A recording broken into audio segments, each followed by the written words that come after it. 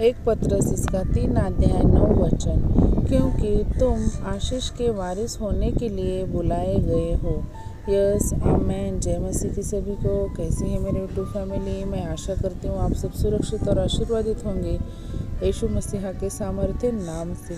तो आज के इस सुंदर से दिन के लिए परमेश्वर ने हमें कितना अद्भुत वचन दिया है मेरे भाई बहनों।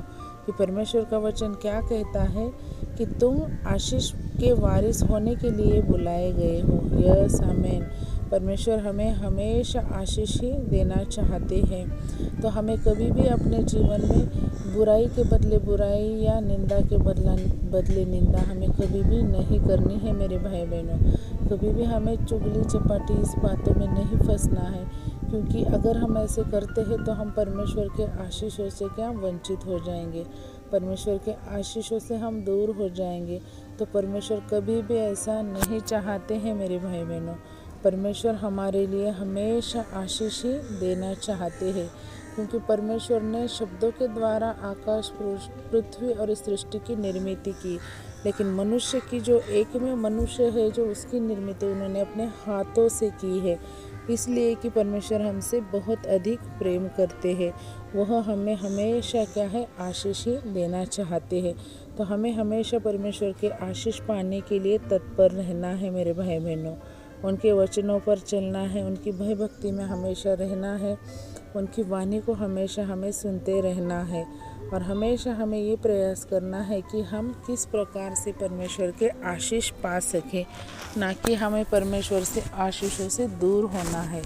जब हम अपने जैविक जीवन में अपनी छोटी मोटी गलतियों के अपराधों की क्षमा मांगकर उनसे मुंह फिरा लेते हैं तो परमेश्वर हमसे आनंदित होते हैं, क्योंकि परमेश्वर हमसे कुछ भी नहीं चाहते हैं मेरे भाई बहनों। क्योंकि जो कुछ हमें दिया हुआ है वो परमेश्वर ने ही दिया हुआ है, तो हम परमेश्वर को क्या ही दे सकते हैं। तो इसलिए परमेश्वर हमेशा हमसे यही चाहते हैं कि हम उनके भयभक्ति में और सानिध्य में रह सके, अधिक से अधिक समय हम परमेश्वर के निकट बैठ के बिता सके, क्योंकि अभी समय बुरा है, अंतिम दिनों के दौर में हम चल रहे मेरे भाई बहनों। तो हमें हमेशा परमेश्वर से यह प्रार्थना करनी चाहिए कि हमें वह अपने से दूर ना करे और हम पर उनके आशीष उंडेलते रहे। अगर हम उनके वचनों को मानते हैं, उन पर चलते हैं मेरे भाई बहनों, तो हमें हमेशा परमेश्वर अपने आशीष हम पे उंडेलना चाहते हैं और उंडेलते हैं। हमें हर परेशानी से वो निकालते हैं।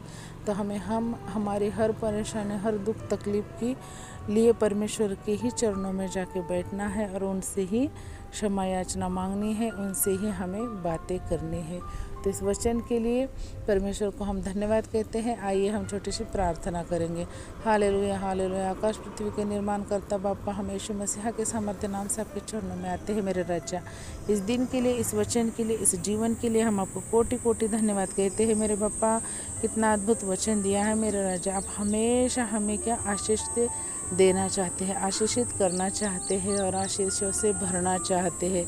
लेकिन हम ही मनुष्य हैं जो अपनी गलतियों की वजह से आपसे दूर जाते हैं, आपसे हम क्या भागते हैं मेरे राजा। तो इस बात के लिए हमें क्षमा याचना कीजिए और हमें आपकी भय भक्ति में बढ़ने के लिए सहायता और मदद कीजिए मेरे राजा। जो कोई मेरे भाई बहन इस वचन से दूर है, जो अपनी जगह परेशानियों में फंसे हुए हैं मेरे राजा, उन तक इस वचन को आप ज़रूर पहुँचाइए मेरे पापा। और उनकी जो कोई परेशानी, जो कोई प्रॉब्लम है, वो यीशु मसीहा के सामर्थ्य नाम से निकल जाएंगे, मेरा विश्वास है। तो उनके लिए मैं हमेशा दुआ में रखूँगी और मेरा विश्वास है कि वचनों से वो भी ब्लेस होंगे। जैसे मैं आशीषित हो गई हूँ वैसे वो भी आशीषित होंगे। तो इस वचन के लिए फिर एक बार आपको धन्यवाद कहती हूँ और एक छोटी सी प्रार्थना मैं यीशु मसीहा के सामर्थ्य नाम से करती हूँ। पिता सुने और कबूल करें, आमेन। जय मसीह की सभी को शालोम। प्रभु यीशु मसीह की शांति हम सभी के साथ हमेशा बनी रहे यीशु मसीहा के दूसरे आगमन तक। तो मिलते हैं एक बार ऐसे अद्भुत वचन के साथ। तब तक के लिए सभी को जय मसीह and thank you so much.